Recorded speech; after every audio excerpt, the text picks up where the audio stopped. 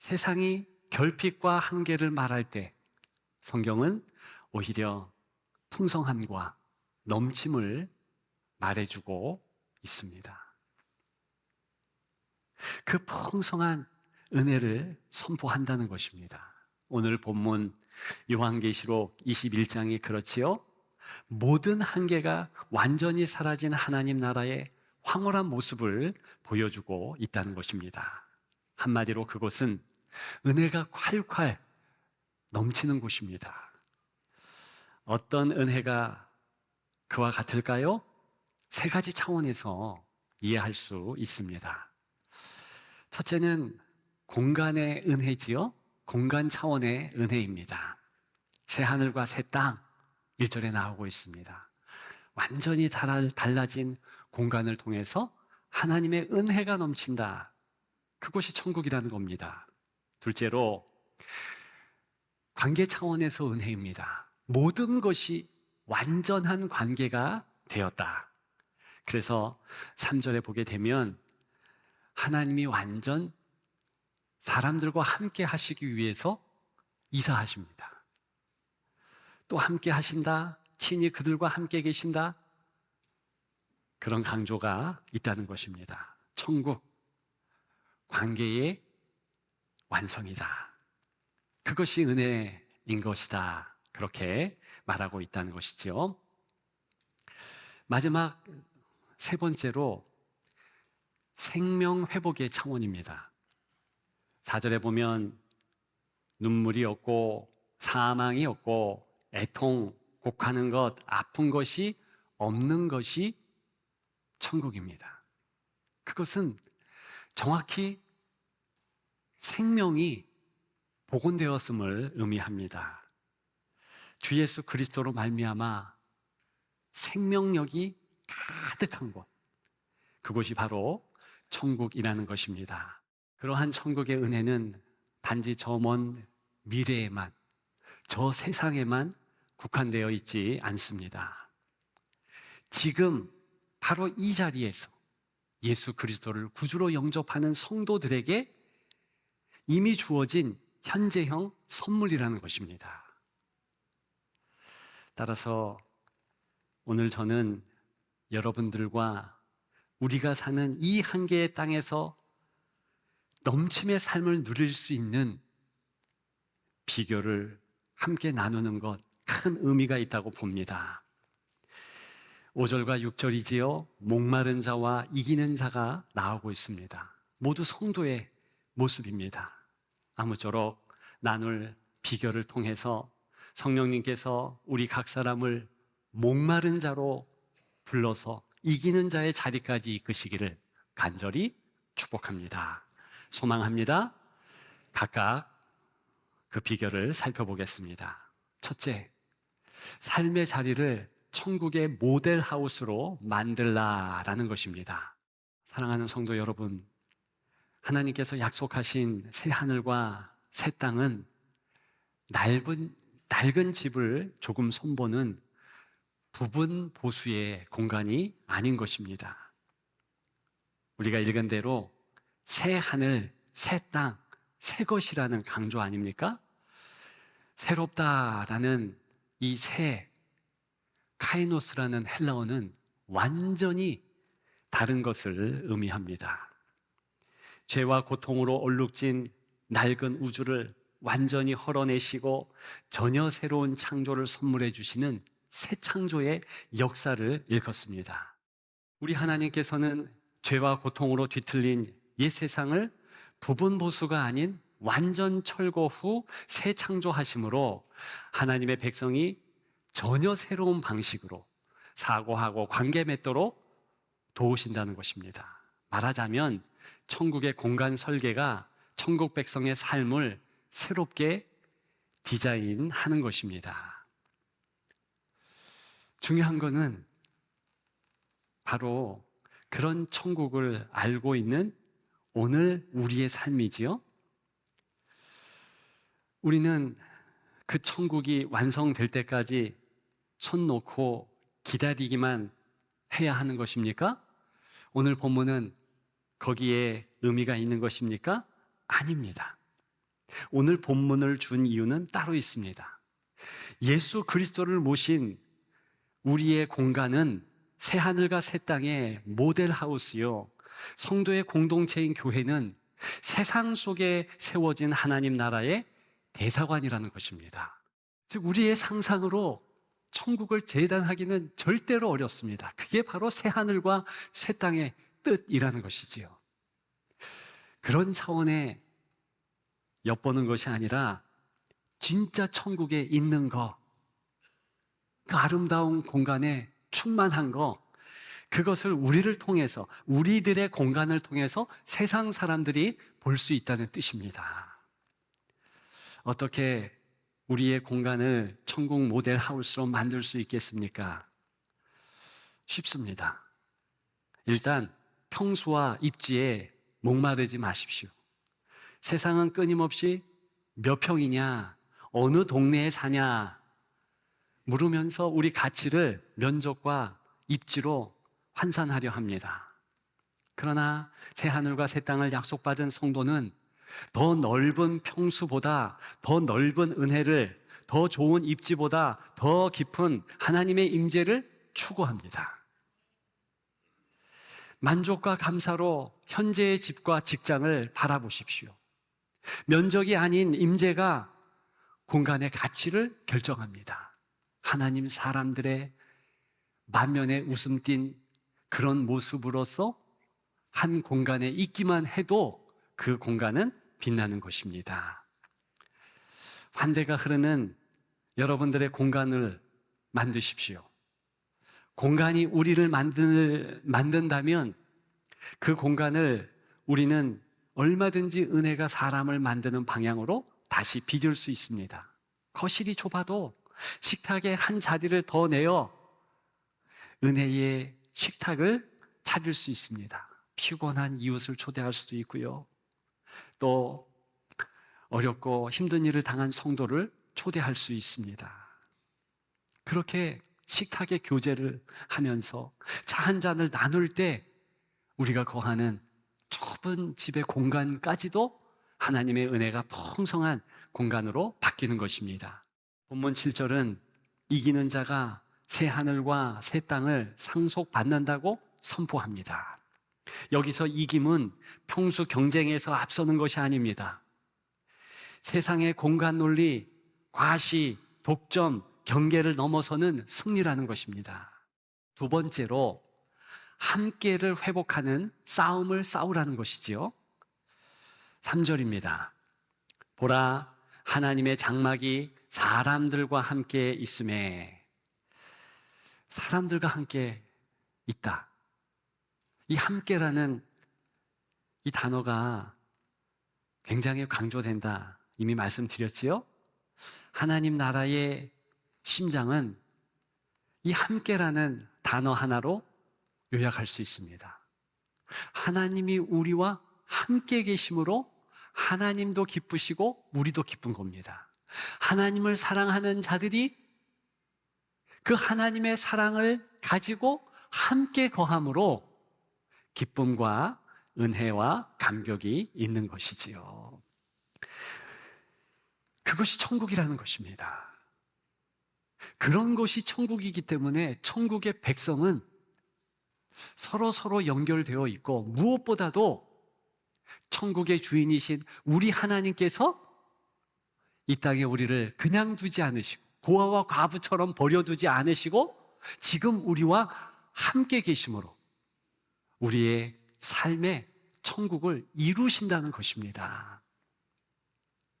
그렇다면 이 관계의 천국을 우리는 어떻게 이 땅에서, 천국에는 자동으로 그렇게 하나님께서 역사하실 것인데 이 땅에서는 이룰 수 있을까요?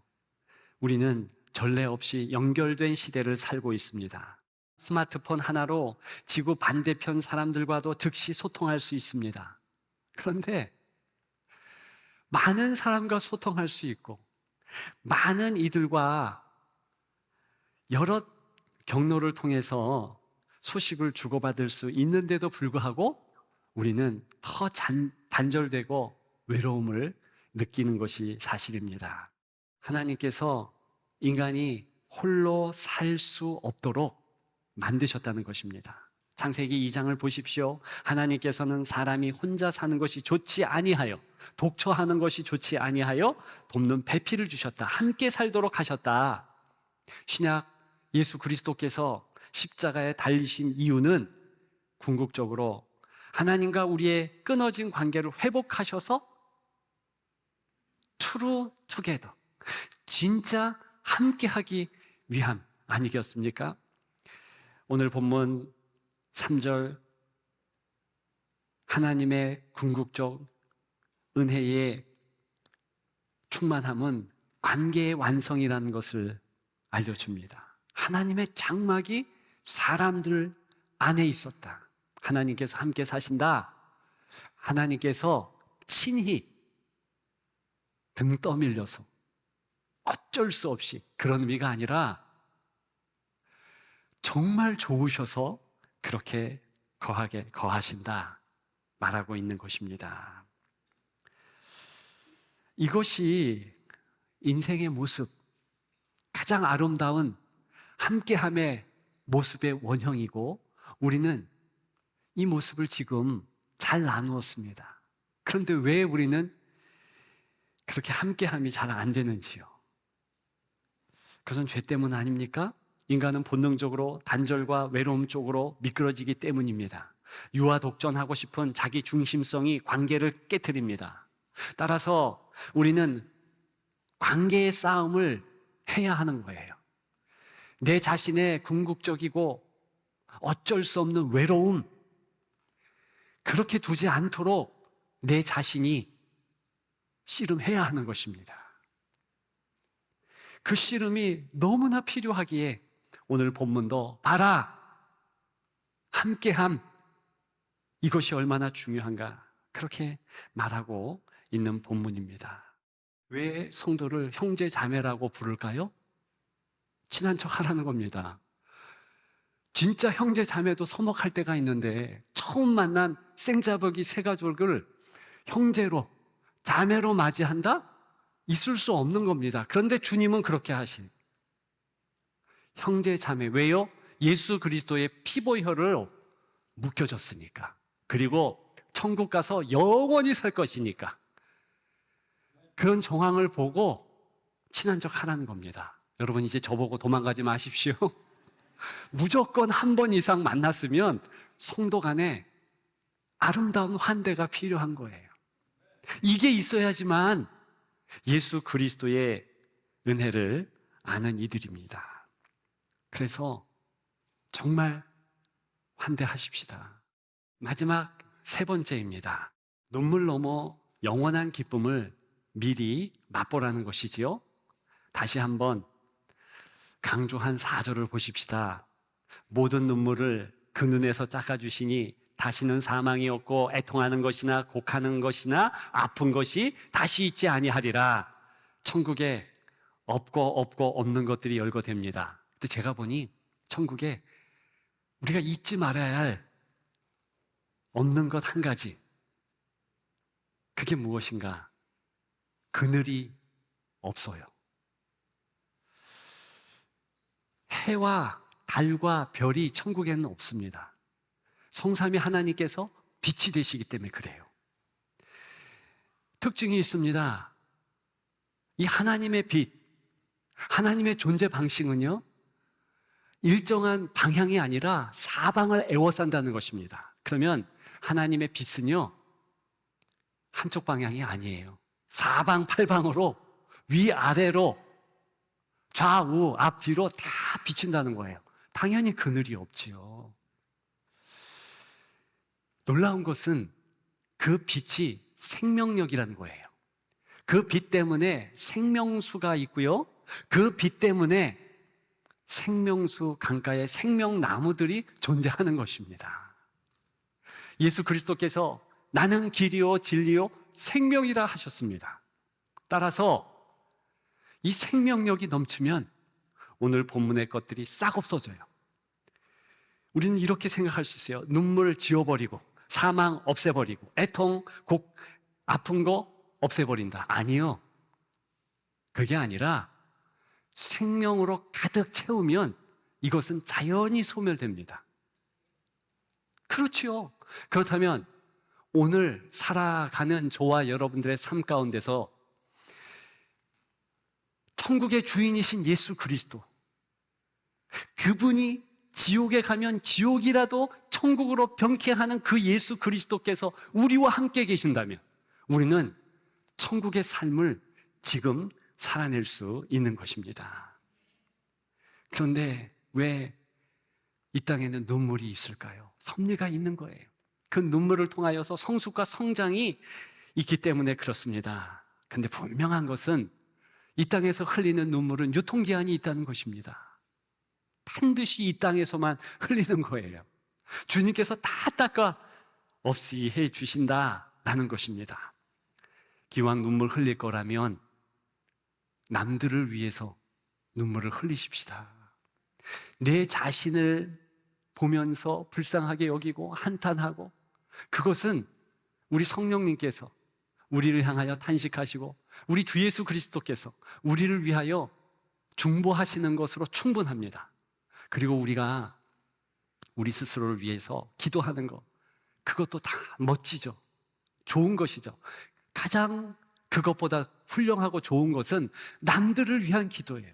특별히 오늘 본문 눈물 넘어 영원한 기쁨을 미리 맛보기 위한 삶을 위하여서 우리는 이 땅에서 남들을 위해서 주님처럼 울어주시고 그런 모습을 보여야 한다는 것입니다.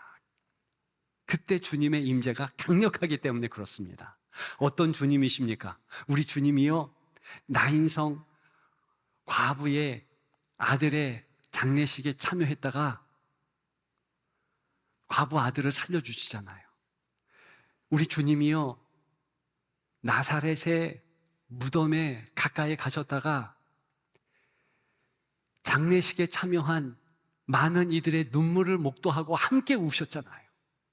그러면서 죽음에 대하여 분노하시면서 애끓는 불쌍히 여기는 마음, 긍휼히 여기는 마음을 나사로뿐만이 아니라 함께 우는 이들을 향하여서 바라셨잖아요. 그것이 우리의 주님입니다. 애통하는 자 복이 있나니, 이때 애통은요, 남을 위한 애통. 우리가 울 대상이 많습니다. 열방의 선교사들을 보세요. 얼마나 힘들고 어려운데 자기 자리를 지킵니까? 그저 예수 믿는 것 때문에 죽어가는 많은 성도들이 가득합니다. 2주 전이죠. 그저 예수 믿어 하나님 복음을 증거했다고 감옥에서 3년 반을 지내다 작년에 풀어났고, 그 부인은 아직도 감옥에 있어요. 기도해 줘야죠.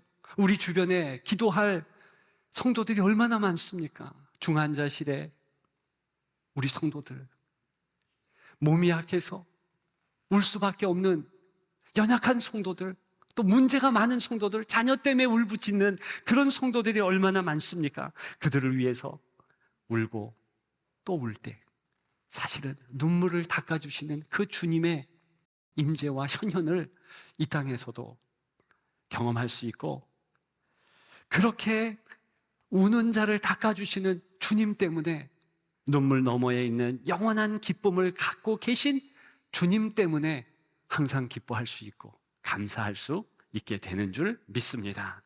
전신마비를 입고도 전 세계 장애인을 섬기며 복음을 전한 조니 에릭슨 타다를 여러분들 아십니다. 그녀는 자신의 상처를 하나님의 치유 통로로 바꾸었습니다. 남들을 위한 중보자로 우뚝 섰을 때 그는 정말 많은 장애인들을 위로하는 그런 은혜가 철철 넘치는 성도로 바뀌었다는 것입니다. 이제 말씀을 맺고자 합니다. 하나님 나라는 어떤 곳입니까? 우리의 공간과 관계와 경험이 은혜로 완전히 새로워지는 곳 아닙니까?